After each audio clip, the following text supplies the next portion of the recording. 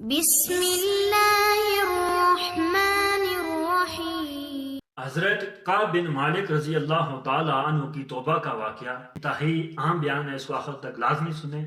اور اپنا ایمان تازہ کریں۔ ایسا بیان پہلے آپ نے حضرت کعب بن مالک رضی اللہ تعالی عنہ غزوہ تبوک میں شریک نہیں ہوئے تھے، تو جب حضور علیہ الصلوۃ والسلام غزوہ تبوک سے واپس آئے تو آپ رضی اللہ تعالی عنہ ان کی خدمت میں حاضر ہوئے۔ آپ خود اپنا واقعہ بیان کرتے ہیں، بہت طویل حدیث ہے، لیکن میں اس کا ترجمہ آپ کو سامنے بیان کروں گا۔ کہ آپ فرماتے ہیں کہ میں حضور علیہ الصلوۃ والسلام کی خدمت میں آپ کی بارگاہ میں حاضر ہوا، سلام عرض کیا تو حضور علیہ الصلوۃ والسلام مسکراتے ہوئے انہوں نے جواب دیا، ایسے مسکرائے کہ جیسے کوئی ناراض آدمی مسکراتا ہے۔ حضور نے فرمایا کہ آؤ بیٹھ جاؤ، تو میں آپ کے سامنے جا کر بیٹھ گیا تو حضور علیہ الصلوۃ والسلام نے مجھے پوچھا کہ تمہیں کس چیز نے روکا کہ تم جنگ میں شریک نہیں ہو؟ کیا تمہارے پاس سواری نہیں تھی؟ کیا تم نے سواری نہیں لی تھی؟ میں نے کہا یا رسول اللہ صلی اللہ علیہ وسلم، میں اگر کسی دنیا دار کے سامنے بیٹھا ہوتا، کسی دنیا کے بادشاہ کے سامنے بیٹھا ہوتا تو میں کوئی عذر بیان کرتا یا کوئی جھوٹ بولتا، لیکن میں اللہ کے رسول کے سامنے بیٹھا ہوں، میں کوئی ایسا عذر نہیں پیش کروں گا، کوئی جھوٹ نہیں بولوں گا، میں بالکل اللہ کی قسم آپ کو سچ اور سیدھی بات، مجھے کوئی عذر بھی نہیں تھا، میں ویسے ہی جنگ میں شریک نہیں ہوں۔ لیکن جب آپ جنگ میں چلے گئے تو میں بعد میں جب میں بچ گیا تو میں خوش ہوا، میں نے شکر کیا کہ شکر ہے آپ علیہ الصلوۃ والسلام نے کہا کہ اس شخص نے صحیح کہا تھا، اٹھو اور یہاں سے چلے جاؤ یہاں تک کہ تمہارے معاملے میں اللہ تعالیٰ کوئی فیصلہ نہ۔ آپ رضی اللہ تعالیٰ عنہ فرماتے ہیں کہ میں اٹھا اور چلا تو میرے ساتھ بنو سلمہ کے کچھ لوگ بھی آئے، مجھے کہا کہ یہ کیا کیا ہے تم؟ جیسے باقی لوگوں نے، باقی صحابہ نے کوئی عذر پیش کیا ہے، کوئی جھوٹ بولا ہے، ایسے بھی آپ عذر پیش کر لیتے، کوئی جھوٹ بولتے تو حضور خوش ہو جاتے۔ حضور صلی اللہ علیہ وسلم تمہارے اور ان کے بارے میں توبہ استغفار کرتے وہ کافی تھی۔ آپ نے کہا کیا یہ جو آپ مجھے کہہ رہے ہو، یہ جو معاملہ حضور نے میرے ساتھ کیا ہے، کیا کوئی اور ساتھی بھی ہے یا صرف میں اکیلا ہوں؟ لوگوں نے کہا نہیں، دو ساتھی اور بھی ہیں جن کے ساتھ حضور نے یہ معاملہ کیا، مرارہ بن ربیعہ عامری ہیں اور ہلال بن امیہ واقفی، وہ دو صحابی۔ آپ نے جب ان کا نام سنا آپ نے کہا یہ تو غزوہ بدر میں شریک ہوئے ہیں، یہ تو نیک پرہیزگار اور متقی ہیں، اگر جو معاملہ اللہ اس کا رسول ان کے بارے میں کرے گا وہی میرے بارے میں ہوگا، انشاءاللہ بہتر ہوگا۔ تو آپ نے کہا کہ میں حضور کی بارگاہ میں دوبارہ نہیں جاتا، میں جا کر اپنے پہلے قول کی تکذیب نہیں کرتا، بس جب ان صحابیوں کے بارے میں جو معاملہ ہوگا وہی میرے بارے میں ہوگا۔ آپ یہ کہہ کے واپس گھر آ گئے۔ تو جو یہ دو صحابی تھے آپ کے، یہ جو ساتھی تھے، یہ تو بوڑھے تھے، ضعیف تھے،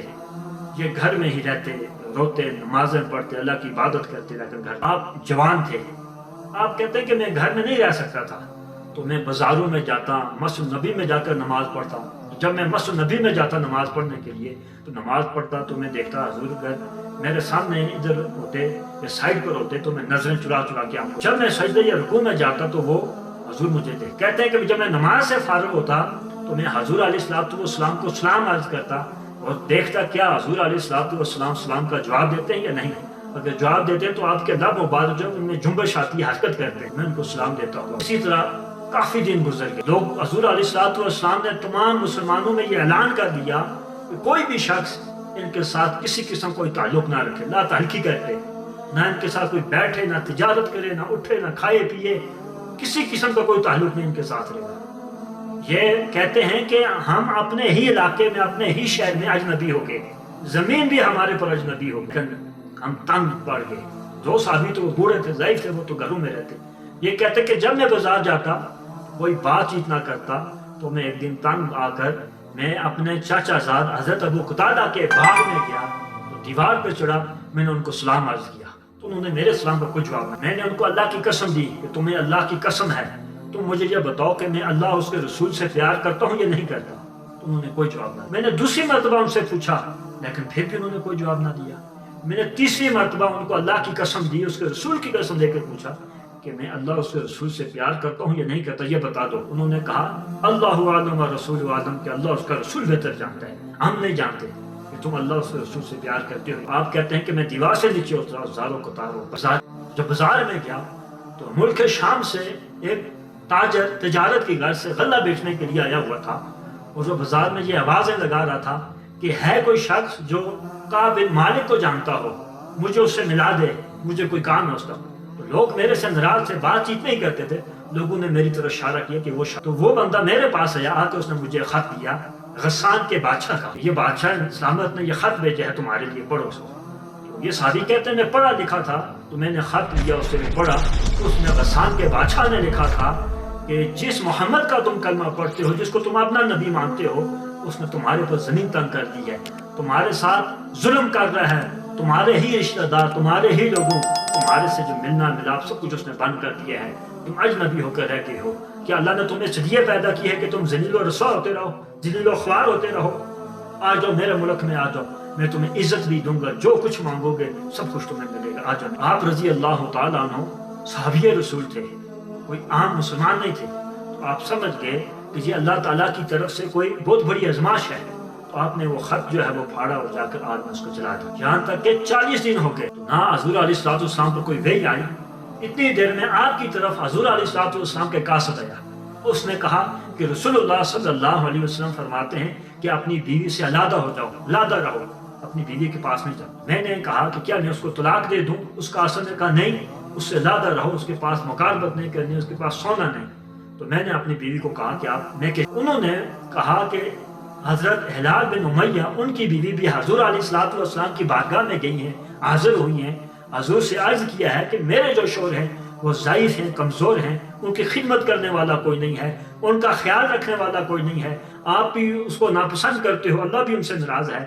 تو آپ مجھے کوئی اجازت دیں کہ میں ان کی خدمت کروں؟ تو حضور علیہ السلام نے کہا کہ ٹھیک ہے ان کی خدمت کرو، لیکن مقاربت نہیں کرنی، اس سے ملنا نہیں، سونا نہیں۔ وہ کہتی ہیں کہ میں نے کہا یا رسول اللہ صلی اللہ علیہ وسلم، میں ان سے کیسے مقاربت کروں، کیسے ملوں؟ وہ تو ضعیف ہیں، کمزور ہیں، وہ حرکت بھی نہیں کر سکتے۔ جو یہ معاملہ ان کے ساتھ پیش ہے اس کے بعد وہ تو دن رات روتے ہی رہتے، ان میں طاقت نہیں۔ آپ کہتے ہیں کہ میرے گھر والوں نے بھی مجھے کہا کہ آپ ہی اپنی بیوی کو بھیجیں، حضور آپ کے بارے میں بھی کوئی معاملہ فرما دیں، تو آپ نے کہا نہیں، وہ بوڑھے تھے اس لیے حضور نے ان کے لیے یہ کہا، میں تو جوان ہوں، کیا پتا حضور کیا معاملہ میرے بارے میں۔ کہتے ہیں کہ 40 دن یہ گزر گئے اور 10 دن مزید یعنی 50 دن گزر گئے، آپ تنہا ہیں۔ آپ کہتے ہیں کہ میں فجر کی نماز پڑھ کر اپنی مکان کی چھت پہ بیٹھا ہوا تھا اسی جگہ پہ، کہ یہ سوچ رہا تھا، میرے دماغ میں یہ باتیں آ رہی تھی کہ یار جس زمین میں، جس علاقے میں میں رہتا ہوں وہی زمین میرے پر تنگ ہو گئی ہے۔ تو اتنی دیر میں پہاڑی کے پیچھے سے کسی نے آواز دی، ہے کعب تجھے مبارک ہو، تجھے بشارت ہو، یہ زمین تمہارے لیے کشادہ کر دی گئی ہے، تمہاری توبہ کرو۔ اتنی دیر میں مسجد نبی میں حضور علیہ السلام نے بھی تمام لوگوں سے فرما دیا کہ جو تمہارے ساتھی ہیں اللہ تعالیٰ نے ان کی توبہ قبول کر دی ہے، جاؤ مبارکباد۔ تو آپ کہتے ہیں کہ ایک گھوڑا سوار گھوڑے پر تیزی سے مجھے مبارکباد دینے کے لیے آ رہا ہے، لیکن اس کے پہنچنے سے پہلے بنو اسلم کے کچھ فرد نے پہاڑی کے اوپر چڑھ کر آواز دی کہ ہے کعب تجھے مبارک ہو، تمہاری توبہ قبول ہو گئی ہے۔ آپ فرماتے ہیں کہ جو پہلا شخص مجھے مبارکباد دینے کے لیے، بشارت دینے کے لیے آیا، میرے پاس ایک ہی کرتا تھا، ایک ہی قمیض تھی، ایک ہی ملابس تھی، فوراً اس کو اتارا اور اس شخص کو پہنا دیا، کیونکہ اس نے مجھے خوشخبری دی تھی۔ اور اس کے بعد لوگوں کی فوج در فوج آ رہی ہے مجھے مبارکباد دینے کے لیے، اس کے بعد باقی صحابہ کے پاس جا رہی ہے۔ تو میں جلدی سے کسی سے قمیض مانگ کر پہن کر، کرتا مانگ کر پہن کر حضور کو ملنے کے لیے گیا۔ تو جب میں حضور علیہ السلام کو ملنے کے لیے گیا، مسجد میں گیا، تو حضور علیہ السلام صحابہ کے دائرے کے اندر ایک جگہ بیٹھے ہوئے ہیں، آپ ان کے حلقے میں بیٹھے ہوئے ہیں۔ تو ایک صحابی حضرت ابو طلحہ بن عبید اللہ رضی اللہ تعالیٰ عنہ، وہ جلدی سے کھڑے ہوئے، آگے بڑھے، انہوں نے مصافحہ کیا، مبارکباد دی۔ میں نے حضور کو جب سلام کیا تو حضور علیہ السلام خوشی سے، آپ کا چہرہ چودھویں کے چاند کی طرح روشن ہے۔ وہ ہم جانتے تھے، پہچانتے تھے کہ جب حضور خوش ہوتے ہیں تو ان کا چہرہ کیسا ہوتا ہے، چودھویں کے چاند کی طرح چمک رہا ہوتا ہے۔ تو میں نے حضور کی بارگاہ میں عرض کی، یا رسول اللہ صلی اللہ علیہ وسلم، یہ جو میری توبہ قبول ہوئی ہے یہ آپ کی وجہ سے، یہ اللہ ہے۔ تو حضور نے فرمایا یہ اللہ تعالیٰ نے آپ کی توبہ قبول کی ہے۔ تو آپ نے کہا یا رسول اللہ، جس وقت سے میں نے وہ بات آپ کے سامنے سچ بیان کی تھی، اس وقت سے لے کر آج تک میں نے کبھی جھوٹ نہیں بولا، اور میں آپ سے وعدہ کرتا ہوں کہ میری جو زندگی رہی ہے کبھی بھی جھوٹ نہیں بولوں گا، اور میں یہ جو میری توبہ قبول ہوئی ہے اس خوشی میں اپنا سارا مال صدقہ کرتا ہوں۔ تو حضور نے فرمایا نہیں، سارا مال صدقہ نہ کرو، کچھ مال جو ہے اپنے لیے رکھو۔ آپ نے کہا کہ جو خیبر کا مال ہے وہ میں رکھ لیتا ہوں۔ اب یہ جو حدیث بیان ہوئی ہے، اس حدیث میں یہ سوال اٹھتا ہے کہ جن لوگوں نے کوئی عذر پیش کیا، جھوٹ بولا، وہ بچ گئے، ان کو کوئی سزا نہیں ملی، ان کی توبہ ہی قبول ہو گئی، اور جنہوں نے سچ بولا ان کو کتنی سزائیں دی گئی، 40-50 دن تک نہ کوئی ان سے بات کر رہا، نہ کوئی مل رہا ہے، ہر کسی نے ان سے لا تعلقی کر دی ہے، میاں بیوی سب نے، یعنی بچوں نے، بیوی نے بھی ان کو چھوڑ دیا ہے۔ اتنی بڑی سزا کیوں سچ بولنے والوں؟ تو اس کا جواب یہ ہے کہ یہ جو انہوں نے سچ بولا یہ سزا نہیں ہے، یہ اللہ تعالیٰ کی طرف سے ان پر بہت بڑا کرم اور فضل ہے، یہ آزمائش ہے ان پر. تو اللہ تعالیٰ آزمائش بھی انہی لوگوں پر ڈالتا ہے جن کو اللہ اپنے لیے پسند کرتا ہے، جن کو اپنا دوست بنانا چاہتا ہے، انہیں پہ آزمائش ڈالتا ہے. اللہ تو عالم الغیوب اس کو پتہ تھا یہ 3 صحابی ہیں یہ میرے حضور کے، میرے محبوب کے پکے سچے غلام ہیں، یہ اس پر قائم رہیں گے، ثابت قدم رہیں گے. جیسے ان کو آفر آئی تھی کہ آپ اپنے ملک کو چھوڑ کر ہمارے ملک میں آ جائیں، ہم آپ کو عزت بھی دیں گے، جو کچھ مانگیں گے وہ بھی دیں گے. لیکن کوئی بھی اللہ تعالیٰ کی طرف سے ان کے لیے آزمائش جو انہوں نے صبر کیا اور اللہ نے ان کی جو توبہ قبول